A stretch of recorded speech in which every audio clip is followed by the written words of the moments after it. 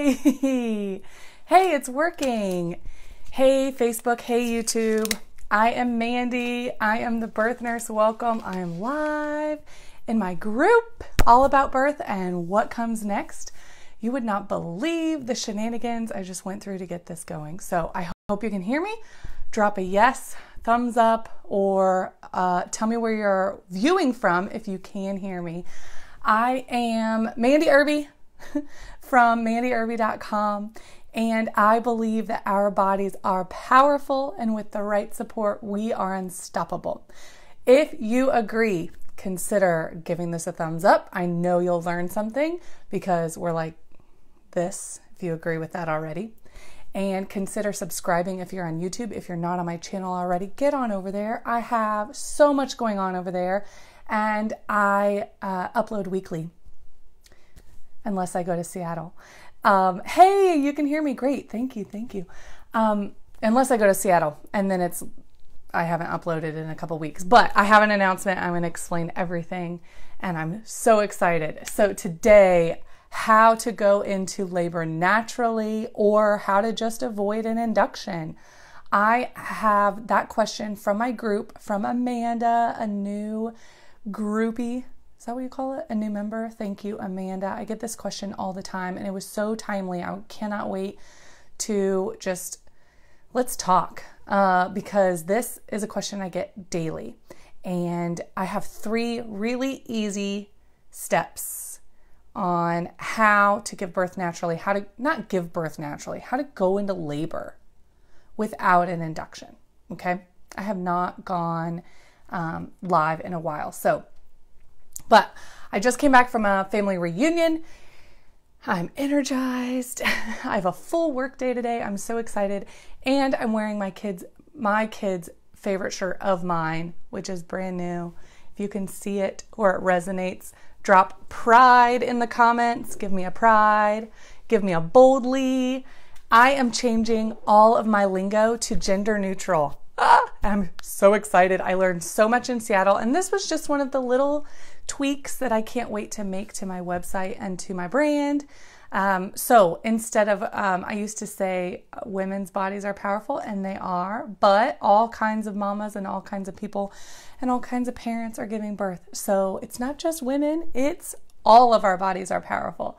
So I cannot wait to make those tweaks. And if you can relate, this resonates, or you hear me, give me a thumbs up in the comments. I look forward to sharing some more changes with you. But trying to be gender neutral, trying to be inclusive, the LGBTQ community needs that, and they need childbirth educators.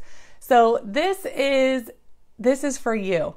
And if you know of someone getting ready to have a baby or getting ready to be pregnant, thinking about a family, thinking about getting pregnant, thinking about growing their unit, then share this right now. Click share. It's going to be on YouTube. So if you're in my group, it's a private group, but go to YouTube in an hour, share this with that person.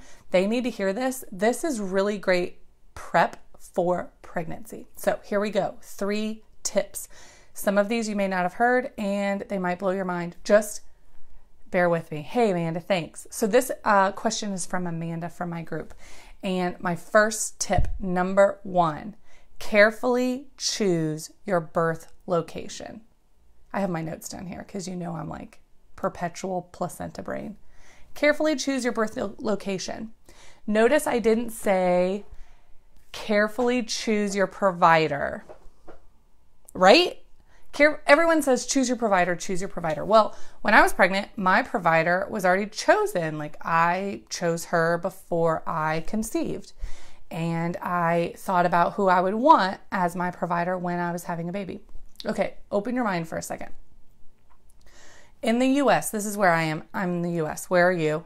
Let me know down below. I want to know. I have so many international people that follow. So tell me where you're from, you exotic yous, and where you're watching from. If this is live from my group, are you nursing? Are you in your house? Are you at work? Are you at lunch? I hope so. So the medical model is how women give birth in the US for the majority. We put women in a hospital, I'm not gender neutral as a habit. So correct me if this happens again. Let me know. I need to watch myself. People give birth in the US in the hospital as a majority. And hospitals, as a majority, are under the medical model. But people who give birth are not generally sick. They don't usually start out sick. Even if you start out as a high-risk pregnancy, you're not getting pregnant because you're sick, or you're not getting seeking out healthcare because you're sick, like most people in a hospital. So the system is not, sorry, I'm adjusting. You don't even want to know. The system is not set up to best suit our needs as pregnant people. So we have to get creative. So I know that we still have to get creative. One, because I get questions about fear on the daily and how to give birth unafraid. And that's why my online childbirth course is Prepare to Birth Boldly, because there's so much fear wrapped up around giving birth. And if you have any fears about giving birth, or you have given birth and it was scary, give me a thumbs up down below. Just that you can relate, because I really think that and then look at the comments. I think that it's super common. I know it's super common. I've given birth twice and I came out of it completely traumatized by the experience. I was totally afraid, and I know the experience. I'm a labor and delivery nurse. So I think the system is not set up best for giving birth in a medical model. So we have to get creative. Okay, follow along. Just roll with me for a second. When you go pay for a service, let's say eating, and I am taking this from an example that I did not make up. This is from Dr. Neil Shaw, and he's done research on this. So an example, you are going to have a meal and you're choosing where to go. Do you choose the experience you want to have? You want to have a quiet, nice sit-down dinner, and you want it to be fancy and all these things. Do you go because of a waiter you know is there, or do you go to a restaurant because you know they will give you an experience? Okay, I go to a restaurant, and then I hope that I get a waiter that gives me that experience. Now, we've talked about providers before, and you know that you don't see your provider as much as you see other people on your birth team, like your nurse, your doula, your partner.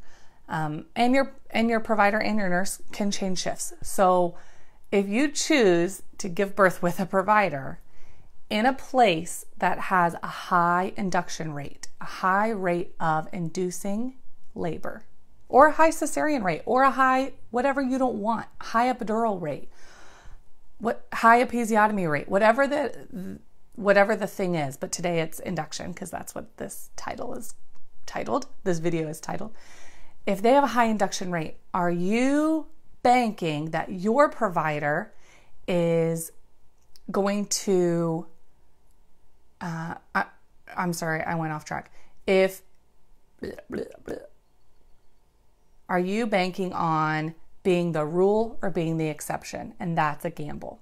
If your provider knows you, adores you, you guys get each other, but your provider is working in a place or has birth privileges at a place that has a high rate of whatever you don't want, then you are going to be the exception to the rule. And that is possible. Like I just say over and over and over. Everyone's different. Every birth is different, no matter how many kids you've had, no matter all these things. Everyone is different. But you're reducing your likelihood of having an induction if you go to a place where you are the rule. And wouldn't you feel more comfortable? Wouldn't you want to go to a place where all the advice they give you from your first appointment leads you or, opens that path to low induction likelihood, or gives you advice for being low risk, which leads you into having a lower induction chance, right? So the whole system is set up to provide what you want instead of just your provider trying to help you provide what you want. And they can do it. And I'm not saying that you go to a place and you have a bad birth because you're going to a provider that you love. I went to a provider that I love because I trusted her, and I get that. Trust, decrease your fear, I get all of that. But if you're trying to reduce your risk for an induction, consider doing some homework, asking the location, not your provider, the location of where you are going to give birth with that provider or in that practice, what their induction rate is, what their cesarean rate is, what their episiotomy rate is. They should know those numbers. My hospital just ran the numbers, and some of the people that are there every single day and run numbers all the time for us were shocked by the induction rate. So it's not just a guess. They should have numbers on that. And if they don't, does that say something? Does that answer your question? It's not a right or wrong. It's just what kind of gamble are you willing to take? And what's most important to you? What are your priorities? And we talk a lot about that in my course online and in my Lamaze classes is, top priorities. And only you know that. And I give you homework to do so that you can kind of figure that out for yourself, because you only have a few babies in your lifetime. You don't go into this being an expert already, but you want an empowered birth experience. Well, I assume so since you're watching this video. And that's what I'm trying to help you get is a bold experience coming out of it, feeling bold and ready to take on parenthood, this new role, which is absolutely crazy. Okay. Number 2, let me make sure I didn't forget anything. All right. Okay. So that could be a birth center. Back to number 1, that could be a birth center. Just FYI, like I had this total idea of birth centers. I had a closed mind about it. I thought it was for hippie skippies. I thought you had to give birth naked and have all these sounds and a little bit of voodoo magic just to be there. But if you have an open mind and you have your priorities, then what if they gave you what you wanted and they tailored your experience to be not a medical model because you're not sick? And maybe they have lower birth rates because they have low risk parents. And if you're low risk and you qualify, that is something that you might consider. All right. Number 2, how to avoid interventions, only medically necessary interventions, or how to avoid induction. I'm like spastastic today. Gotta drink a coffee. I see you guys. I see you, Charlotte. Let me know how it's going. Where are you? You're not at work. You're supposed to be sleeping. So only medically necessary interventions can reduce your risk for an induction.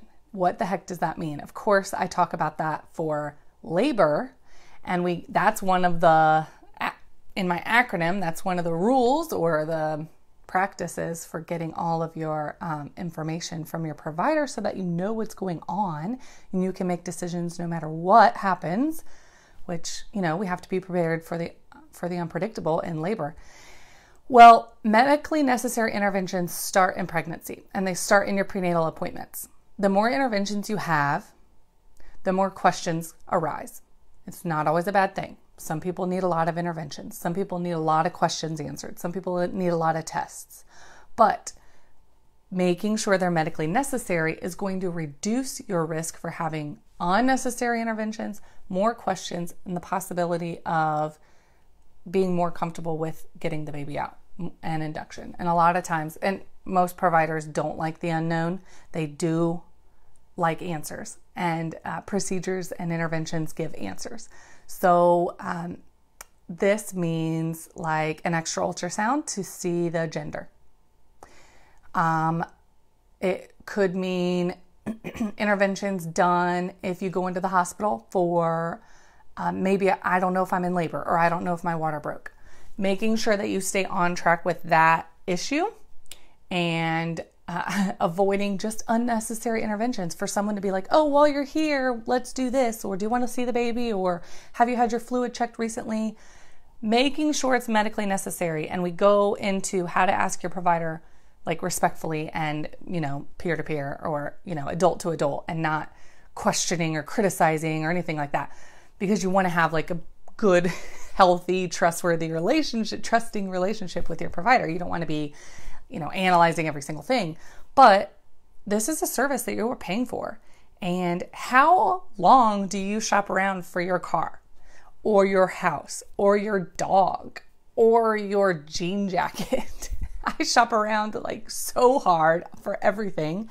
I get like decision overload because I look at all the options. But for childbirth, I think we've gotten out of that habit, and I think we just trust our provider to have our back.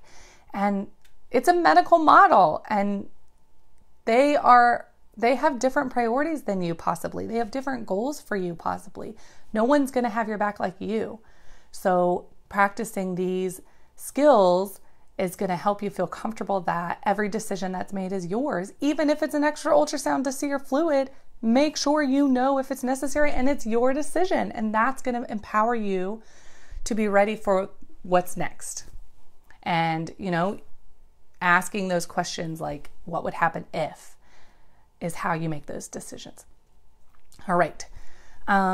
Making sure you know if your induction is medically necessary is also really, really important, because a lot of times old school ways are maintained out of habit and not necessarily from evidence-based practice. So asking about the evidence, asking what ACOG, American College of Obstetrics and Gynecology, recommends for your provider, or the midwives associations, the governing boards recommend for your predicament, like maybe there's a big baby, maybe there's a fluid issue, maybe there's a blood pressure issue, but they would feel more comfortable. Is it comfort or is it evidence-based? It's okay if you decide comfort, it's okay. But knowing, is it medically necessary or is it a comfort thing for your provider, is important and empowering. And now you're on the same page, instead of, thinking, well, I'm just going to ride this ride, because that train can go on for a long time and have a lot of interventions and could mean an induction. And then not trusting others to look out for your priorities and your goals. You trust yourself. You trust your goals. You trust your instincts. And we go into a lot of that in my course. So this is let's just get to number 3, okay? Number 3, stay as healthy as possible. Now, if you didn't like number 1, because I said not fire your provider, but if you're looking into getting pregnant or you don't know much about where you're giving birth, doing some homework, like that's not fun, but you could do that. You can do homework on where you're going to give birth. And if you didn't like number 2, which was figure out if every intervention is necessary, because if it's not, but you still want it, you're still going to do it. And are you going to have that like internal battle? Okay, if you didn't like those 3, me telling you to be super healthy while you're pregnant is like, have you been told that before? Have you read any books that say you should be super healthy when you're pregnant? Well, yes, I'm saying it again. And it is kind of like oversaid, but hear me out. People who are low risk pregnant are more likely to have less of a need for an intervention or for an induction, right? If you're a low risk, you don't have high blood pressure, you don't have high blood sugar, you don't have anything that puts you into that high risk category, which is like huge and ever changing according to, ACOG and evidence. If you don't have anything to put you into that category, you are less likely to need an induction, more likely to go into labor on your own, and more likely for your provider to give you time and space to do that and not offer a bunch of interventions that you're like, do I need this? Is this just going to give me a reason to go to the hospital? I don't know. I'm confused and I'm bloated and I'm swollen and I'm pregnant. So where was I? I lost my train of thought on bloated. So keep your risk low. That doesn't mean you are to blame if something happens. If your blood pressure's up, that is not your fault. I'm not saying you weren't healthy. I do not believe that, not at all. But if you're going in healthy, or you're going in and your doctor says, are you exercising? Keep exercising. They're not going to hound you on it. They've got 6 minutes with you, right? Have you noticed your appointments are like, oh, they've got 6 minutes. They're not going to be like, how much are you exercising? They're not going to grill you on that. I'm going to grill you on that. Are you exercising? You should. It has more benefits for you than just being healthy in pregnancy. It's going to help your baby find her route out. It's going to help your ligaments stay where they are supposed to be. Your muscles stay strong for giving birth. It's going to increase your dopamine for feeling better while you're pregnant, which is sometimes uncomfortable. And you've heard me talk about the discomforts before. So walking and doing a workout routine. If you're lifting, keep lifting. If you're yogaing and that helps you get into the zone and you feel good, do that. Keep doing that, even though you're pregnant and getting bigger and bigger and more uncomfortable. That is going to lower your risk for induction, and it's going to increase the likelihood that you'll go into labor on your own. Water. I've drilled this so much. I believe in water so much in pregnancy. And if you're drinking the right amount of water, you're going to have less side effects of dehydration, which are huge in pregnancy and look like and feel like and can lead to early labor or preterm labor or a reason to go to the hospital, which could lead to more tests and more risk for induction. I'm not saying tests lead to induction. I'm just saying, am I confusing? I mean, this is not as straightforward as some of my videos where water equals less UTIs. We know that. This isn't 1 + 1 = 2. This is black plus white equals gray. It's totally gray, but from what I've seen and the studies, Dr. Shah has studied what gives you an increased risk for a cesarean, your location of birth. Because if their rates are higher, you're more likely to have a cesarean, regardless of where you're at in age, race, socioeconomic status, high risk status. It's the location that you give birth gives you a higher risk for a cesarean. That blew my mind. I believe it and it makes sense, but I was like, oh my gosh, the numbers actually support that, and how strong how important your location is to your labor and to your childbirth for a lot of people. So good body mechanics. That's what, if you're taking my classes, you see that. If you've seen my videos, you've seen me pick up keys off the floor, roll out of bed. That reduces your risk for injury, keeps you strong, and helps you feel good. If you have an injury that doesn't cause you to go into labor, but it's going to cause you to hurt. And so at 40 weeks, when your doctor or your provider says, hey, do you want an induction day? You're going to be like, yeah, because I'm so tired of being pregnant because my back has hurt since I pulled it at 35 weeks. You don't want that. You want to feel good. So water intake, and then these are daily practices. So they're easy. They're not difficult. They're things you have to do and you have to think about and you have to hold yourself accountable for, but they're daily. So you have to practice them.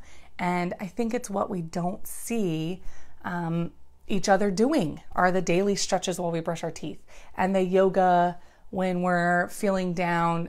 We don't love how we feel or love how we look when we're doing pregnant yoga all the time, but we may love how we feel when we come out of it.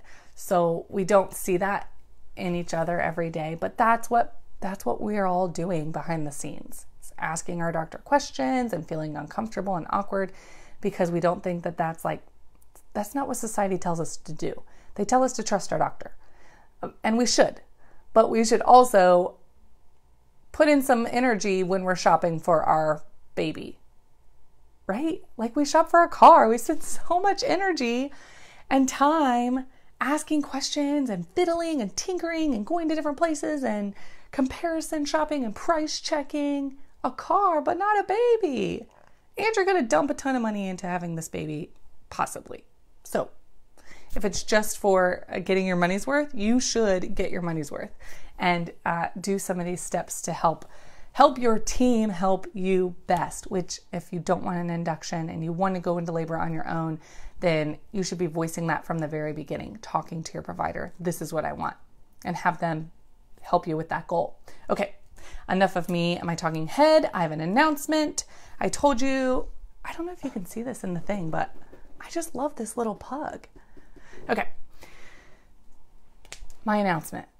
I teach online. I've said that a few times. I'm on YouTube. I've been teaching Lamaze childbirth education classes, and so I need to edit a ton, and I have not been here with you guys. I have missed you guys. I have been in and out of the group a little bit, but I've missed you, and I've missed like interacting in these live videos and chatting, and I've missed posting YouTube videos because I really feel like I have so much like in the queue, and I really want to get that out there. I'm getting questions, and I'm like, oh, I've recorded this, and it's almost ready. But I've been a little stuck since coming back from Seattle, and it's not a negative thing. It's a really, really positive thing. I've just felt this urgency to just hone in on what I feel is a huge need in this space. And I'm honing in, as I've alluded to, on teaching and learning about and supporting the impact that assault and trauma, so particularly sexual assault in childhood, and birth trauma have on childbirth. So I haven't known what that looks like for me and how I can get information to you the best way for you. And right now I believe that people need these quick, like on the go, whenever I can, childbirth education classes. Sometimes you just need a few topics, like 3 or 4 topics that you have questions about. You go into my online course, get those topics, you go have a baby. I get emails all the time that it's like, I'm due in 2 weeks. What do I need to know? So plug into the online course, watch on your phone on the way to work or whatever. In your shower, you watch a video every time you take a shower or whatever. You guys hang out, go to bed late, watch something together at 10 p.m. when I'm not teaching classes. But that's on your own, and I think people need that. So there you go. But how to reach survivors who are giving birth and preparing for childbirth, it has been kind of a challenge for me in my brain. Like, how am I going to do this? So I've come up with some ideas. I'm going to tweak my courses. I'm going to put some stuff online, but I need some more education first. So I'm going back to Seattle, I think.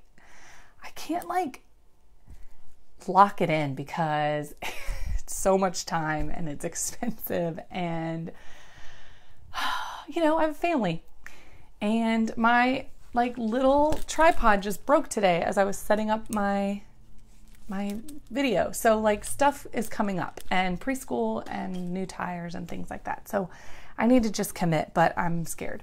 So I need to go learn, and I need to go to Seattle.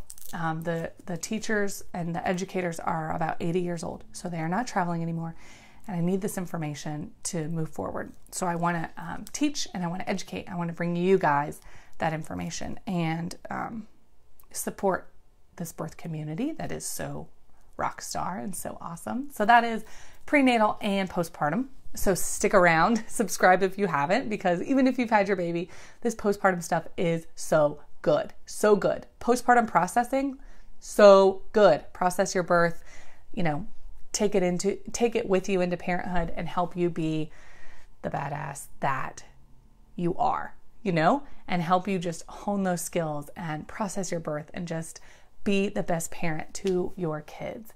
That's the goal. So that's how I'm getting there. My announcement is that I quit my job. Yeah, I quit my job. One of my jobs. I have a few, 6. But I quit one of them, and I will be teaching Lamaze childbirth education independently in my town. So I'm teaching online for you guys, but also if you're local, I'm still teaching, and I'm super stoked, and I'm trying to find a location right now. So if you know of a location that can support some AV equipment and some balls, then drop it in the comments in Virginia, because that's where I'm at. And I'm so excited to get started and back on the evening classes. So that's exciting, and thank you so much for your support. I will keep you in the loop and along with my journey. And I have a bunch of videos to upload, so stick around. Click that bell next to subscribe on YouTube so that you get notified, because it's coming and it's good. I learned so much, and some of this is what I learned from Seattle. My trip was amazing, so thank you for helping me get there. It was crowdfunded. I so appreciate that. And I will not let you down. I have so much coming. So thank you for subscribing. Thank you for watching all the way to the end. Thank you for supporting my announcement and my resignation, which is hopefully opening doors to new and bigger things, because it's scary. It is scary. And my husband is like, what's next? But we're ready. So thank you so much. Thank you for the likes if you learned something, for your support by subscribing. And if you're not in my Facebook group, head there. I try to go live weekly and it's super fun. There's so many answers to questions. You just get into the search bar, search what you're looking for, and I've categorized everything so you can find stuff. We talk about all the nitty-gritty. I will see you at All About Birth and What Comes Next or on YouTube. See you next week. Bye.